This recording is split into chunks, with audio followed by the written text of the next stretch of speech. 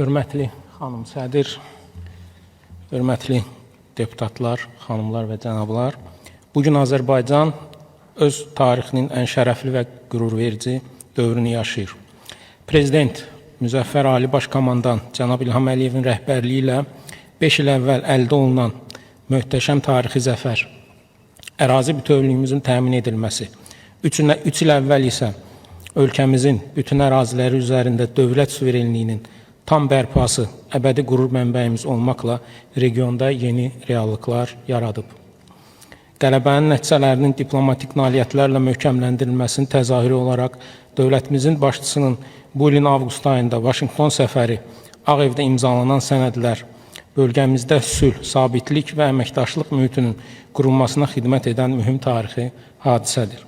Eyni zamanda reallaşdırılan Zəngəzur dəhlizi təkcə ölkəmizin milli maraqları baxımından deyil, qlobal ticarət və nəqliyyat şəbəkəsinin genişlənməsində strateji önəm kəsb edir. Bugün Azərbaycan dinamik iqtisadi inkişaf tempinə, qüdrətli orduya sahib olduğu kimi, eyni zamanda vətəndaş rifahına təminat yaradan güclü sosial siyasətə malikdir.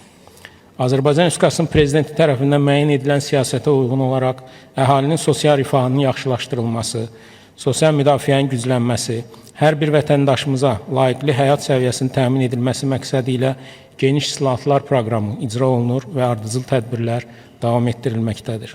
Qeyd etmək lazımdır ki, son 7 ildə 4 milyon vətəndaşımızı əhatə edən 5 böyük sosial islahat zərfi icra edilmiş və bu islahatların illik əlavə maliyyə tutumu 7,6 milyard manat təşkil etmişdir.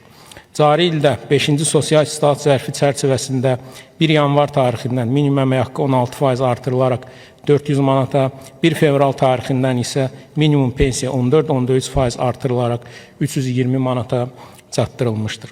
Həmçinin 1 iyul tarixindən sosial müavinətlərin, Azərbaycan Respublikası Prezidentinin təqaüdlərinin və fəxri adlara görə təqaüdlərin, 1 sentyabr tarixindən isə tələbə təqaüdlərinin məbləğləri artırılmışdır. Eyni zamanda 1 yanvar tarixindən hərbi qulluqçuların aylıq vəzifə maaşları orta hesabla 10% artırılmışdır. Ümumilikdə 5-ci sosial islahat zərfi 1,9 milyon vətəndaşı əhatə etməklə illik əlavə maliyyə yükü 885 milyon manat, əmək pensiyalarının ilin əvvəlində 8,1%lik indeksasiyası ilə birlikdə isə illik əlavə maliyyə yükü 1 milyard 400 milyon manat təşkil etmişdir.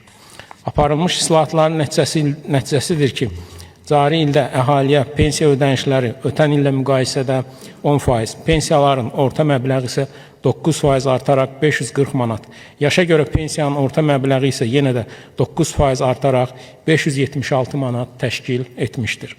Əhaliyə dövlət büdcəsi hesabına ödənilən müavinət, eləcə də Azərbaycan Respublikası Prezidentinin təqaüdü xərcləri, artımların tətbiq edildiyi ötən ilin müvafiq ayları ilə müqayisədə 12%-dən çox artmışdır.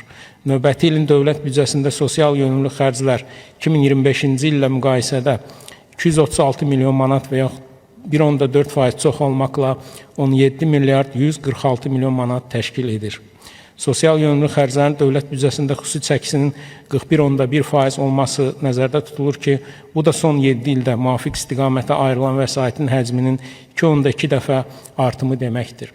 Yəni 7,8 milyard manatdan 17,1 milyard manata qədər artımlar burada müşahidə olunur.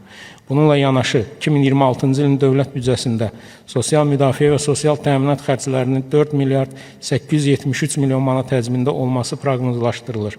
Bu göstərici 2025-ci ilin proqnoz edilən göstəricisindən 121,2 milyon manat və ya 2,6% çoxdur. Bu da son 7 ildə bu istiqamətə ayrılan vəsaitin həcminin 2,1 dəfə 2,3 milyard manatdan 4,9 milyard manata artması deməkdir.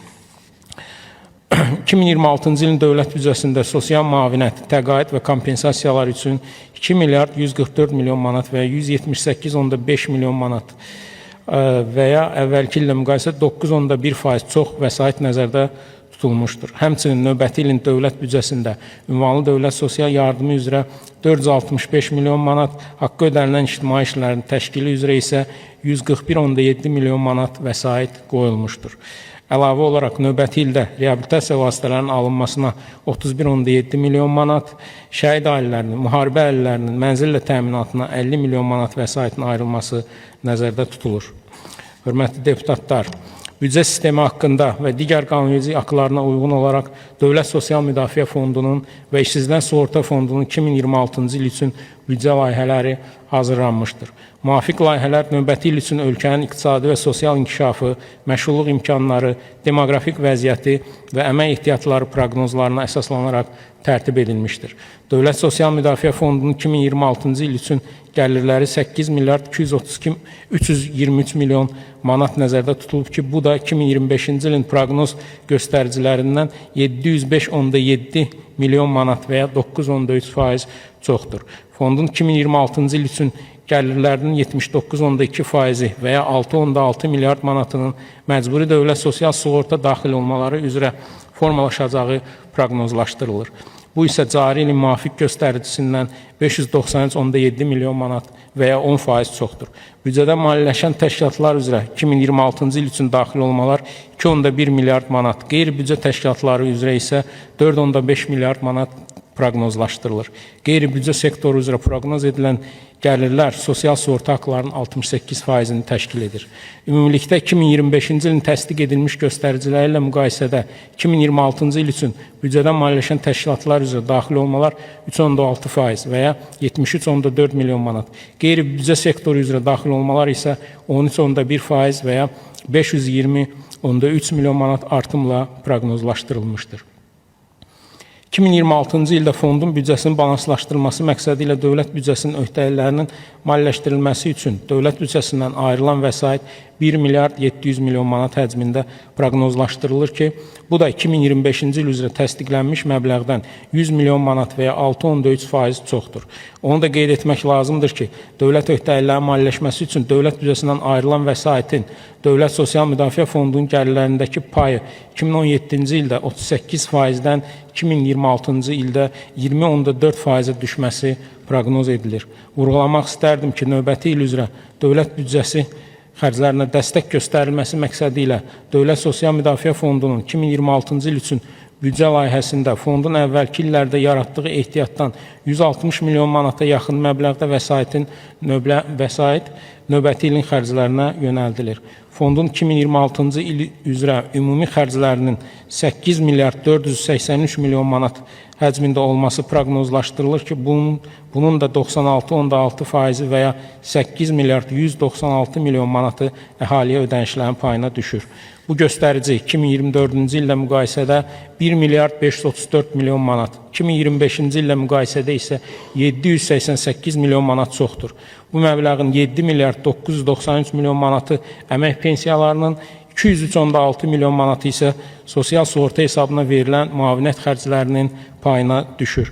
2026-cı il üzrə əmək pensiyalarının maliyyələşməsi üçün ayrılan vəsait 2025-ci ilin təsdiqlənmiş xərcləri ilə müqayisədə 782,4 milyon manat və ya 10,9% artımla nəzərdə tutulmuşdur. Bunun 81,2% və ya 635,6 milyon manatı əmək pensiyalarının indeksasiya xərclərinin, digər hissəsi isə yeni təyin olunan və yenidən hesablanan pensiyaların məbləğlərinin maliyyələşməsi ilə bağlı xərclərin payına düşür. Qeyd edək ki, proqnoz göstəricilərə əsasən 2026-cı il üzrə indeksasiyanın təqribən 9,2% səviyyəsində olması, orta pensiya məbləğinin isə yenə də 9,2% artaraq 590 manata, yaşa görə pensiya məbləğinin isə 629 manata çatması proqnozlaşdırılır. Azərbaycan Həmkarlar İttifaqı Konfederasiyası xətti ilə sığorta olunanların və əmək pensiyaçılarının sanator kurort müalicəsi və sağlamlaşdırılması tədbirlərinin həyata keçirilməsi məqsədi ilə fondun 2026-cı il büdcəsində 25 milyon manat vəsait nəzərdə tutulmuşdur. Hörmətli millət vəkilləri, indi isə sizə İşsizlər Sığorta Fondunun 2026-cı il üzrə büdcəsi haqqında məlumatı təqdim etmək istərdim. İşsizlər Sığorta Fondunun yaradılması, məşğulluq sayəsində aktiv tədbirlərin genişlənməsini, məşğulluq xidmətlərinin isə yeni modelinin tətbiqini təmin etmişdir.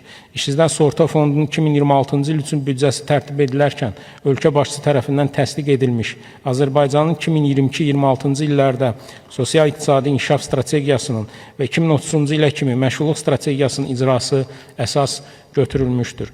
Büdcə layihəsinə əsasən işsizdən sığorta fondunun 2026-cı il üzrə gəlirləri 238,3 milyon manat həcmində nəzərdə tutulur ki, bu da 2025-ci ilin təsdiq edilmiş göstəricisindən 31,9 milyon manat yaxud 15,5% çoxdur.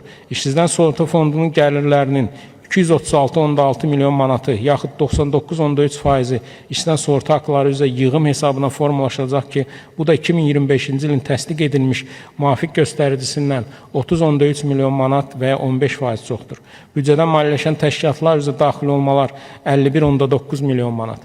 Qeyri-büdcə təşkilatları üzrə isə 184,7 milyon manat proqnoz edilir. Sığorta haqları üzrə yığımın 78%-i qeyri-büdcə sektorunun payına düşəcəkdir ki, bu da cari ilə nisbətən 28,1 milyon manat çoxdur. Ümumilikdə 2025-ci ilin təsdiq edilmiş göstəriciləri ilə müqayisədə 2026-cı il üçün büdcədən maliyyələşən təşkilatlar üzrə daxil olmalar 4,3%, qeyri-büdcə sektoru üzrə daxil olmalar isə 18% artımla proqnoz edilmişdir. Fondun maliyyə mənbəyinin 28,1 milyon manatlıq və ya 10,5%lik hissəsini əvvəlki illərdə yaradılmış ehtiyatdan 2026-cı ilin xərclərinin maliyyələşməsinə yönələn vəsait təşkil edəcəkdir. Fondun 2026-cı il üzrə xərclərinin 266,4 milyon manat həcmində olması proqnozlaşdırılır ki, bu da cari ilin təsdiq edilmiş göstəricisindən 5,7 milyon manat və ya 2,2% çoxdur. Proqnozlaşdırılan xərclərin 77 milyon manatı özünə məşğulluq proqramının təşkilinə, 26 milyon manatı peşə hazırlığı və əlavə təhsilin təşkilinə, 28 milyon manatı işsizliyə görə sığorta ödənişlərinə, 1,5 milyon manatı peşə yönümlü məsləhət xidmətlərinin göstərilməsinə, 3,7 milyon manatı haqqı ödənilən ictimai işlərin təşkilinə, 1 milyon manatı peşə standartlarının hazırlanmasına, 6 milyon manatı sosial iş yerlərində əmək haqqının bir hissəsinin maliyyələşməsinə, 2 milyon manatı sosial müəssisələrin yaradılması və məqsədli proqramların həyata keçirilməsinə və 1 milyon manatı digər aktiv məşğulluq tədbirlərinə yönəldiləcəkdir. Ümumilikdə 2026-cı ildə işsizdən sığorta fondunun vəsaiti hesabına 450 minə yaxın şəxsin aktiv məşğulluq tədbirlərinə cəlb olunması gözlənilir. Qeyd etmək lazımdır ki, 2025-ci ilin 10 ayında məşğulluq orqanları tərəfindən 158 min nəfər işsiz və iş axtaran şəxs işlə təmin edilmişdir.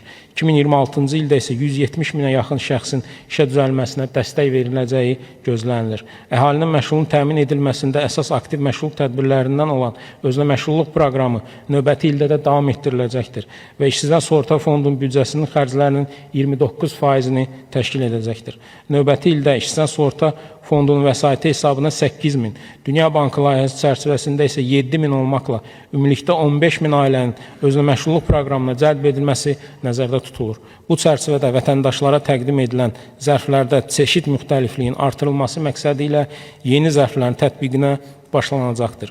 2026-cı ildə işsiz və iş axtaran şəxslərin peşə hazırlığı və əlavə təhsil imkanlarının genişləndirilməsi məqsədi ilə 17.500-ə yaxın müdavimin bu prosesə cəlb olunması istiqamətində müvafiq işlərin həyata keçirilməsi nəzərdə tutulur.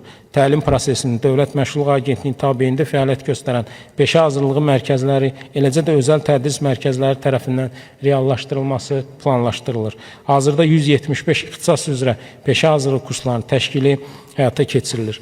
Eyni zamanda 2026-cı ildə 100 yeni peşə və kvalifikasiya standartının hazırlanması və 135 peşə və kvalifikasiya standartının yenilənməsi həyata keçiriləcəkdir. İşsiz və iş axtaran şəxslərin əmək bazarına daxil olmasını dəstəkləmək üçün işə götürənlərlə əmək haqqının birgə maliyyələşməsi mexanizmi genişləndiriləcək və 2026-cı ildə bu istiqamətdə əmək bazarına 1000-dən artıq iştirakçının proqram çərçivəsində cəlb edilməsi nəzərdə tutulur. İşə düzəlmə prosesinin təşkili və əhalinin əmək bazarına inteqrasiyasının təmin edilməsi tədbirləri çərçivəsində 2026-cı ildə ölkədə ümumilikdə 180 əmək yarmarkasının keçirilməsi nəzərdə tutulur. Tələbə və şagirdlərin, habelə onların valideynlərinin, iş axtaran və işsiz şəxslərin təhsilinə, bacarığına və şəxsi keyfiyyətinə uyğun olaraq peşə və ixtisasların seçiminə, peşə maraqlarının formalaşmasına, karyera hədəflərinin müəyyənləşməsinə dəstək və əmək bazarının gələcək tələblərinə uyğun maarifləndirmə işləri aparmaq məqsədi ilə təşkil olunan peşə ümumi məsləhət xidmətləri ilə əhatə olunacaq şəxslərin sayı növbəti ildə 230 mindən çox olacaqdır. Hörmətli deputatlar, çıxışımın sonunda hər iki büdcə layihəsinə səs verməyi sizdən xahiş edirəm. Diqqətinizə görə təşəkkür edirəm.